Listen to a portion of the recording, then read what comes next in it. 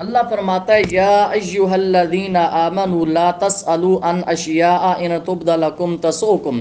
اللہ فرماتا ہے اے ایمان والو نہ پوچھو ایسی چیزوں سے متعلق اگر تمہارے لیے ظاہر کی جائیں تو تمہیں بری لگیں۔ ایسے سوال رسول سے نہ کرو، جب رسول جواب دے گا تو تمہیں برے لگیں، ایسے سوال نہ کرو۔ وَإِن تَسْأَلُوا عَنْهَا، اور اگر تم سوال کرو گے ان کے بارے، حین ينزل القرآن، اس وقت جب نازل کیا جا رہا ہے قرآن نازل ہو رہا ہے، تم سوال کیے جا رہے ہو، تُبْدَ لَكُمْ، تو تمہارے لیے ظاہر کر دی جائیں گی۔ اگر تم قرآن کے نزول کے وقت سوال کرو گے تو قرآن آ جائے گا۔ عفا اللہ عنہا، اللہ نے معاف کر دیا ان سوالوں سے، پچھلے جتنے سوال بے تکے کیے وہ معاف، لیکن واللہ غفور حلیم، اللہ ہے بخشنے والا حلم والا۔ یہ تو آیت کا ترجمہ ہے۔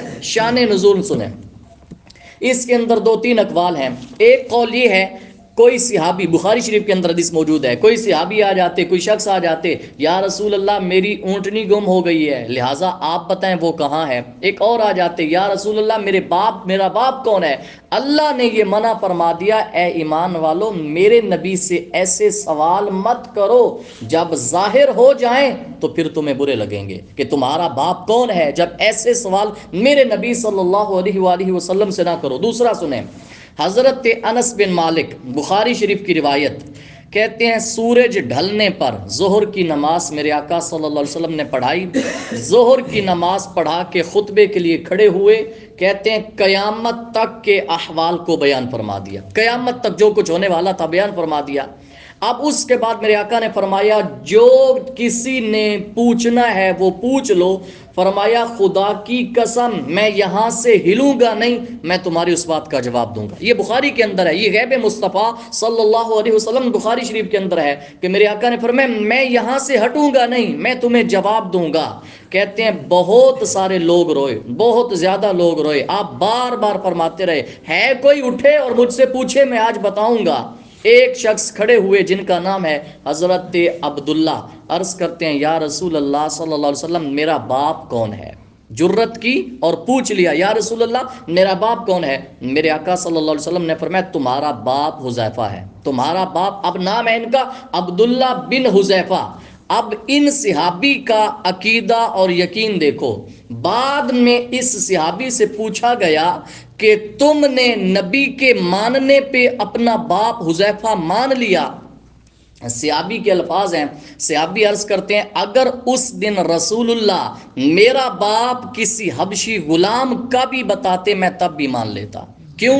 کیونکہ رسول صلی اللہ علیہ وسلم نے فرمایا ہے، لیکن میرے آقا تو اللہ کی عطا سے غیب جانتے ہیں۔ میرے آقا نے فرمایا تیرے باپ کا نام حذیفہ ہے۔ اس وقت قرآن کی آیت نازل ہو گئی، اے ایمان والو نبی سے ایسے سوال کرو ہی نہ، جب ظاہر ہوں گے تو تمہارے لیے رسوائی کا سبب بنیں گے۔ اور ایک اور حدیث پاک کے اندر آتا ہے، میرے آقا صلی اللہ علیہ وسلم سے حج کی فضیلت بیان فرما رہے تھے۔ میرے آقا نے فرمایا حج تم پہ فرض کر دیا گیا ہے۔ ایک صحابی کھڑے ہوتے ہیں، یا رسول اللہ صلی اللہ علیہ وسلم کیا حج ہر سال فرض ہے؟ کیا حج ہر سال فرض ہے؟ 3 بار سوال کیا، میرے آقا خاموش رہے۔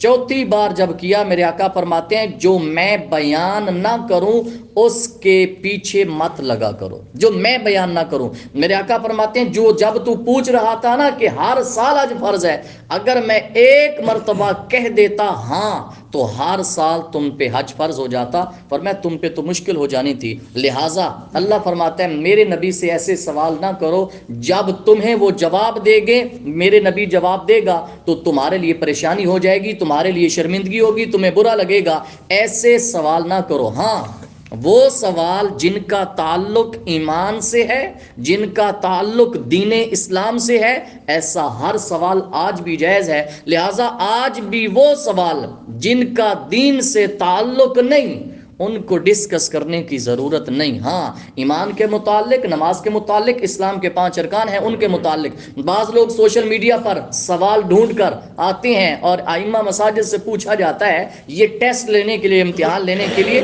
قرآن کی اس آیت سے ثابت ہے۔ ایسے سوال جو فضول ہیں وہ کسی بھی علماء علم والے سے نہیں پوچھنے چاہیے۔ اللہ نے ایمان والوں کو اس چیز سے منع فرمایا ہے۔ دعا ہے اللہ تعالی ہم سب کو عمل کی توفیق عطا فرمائے۔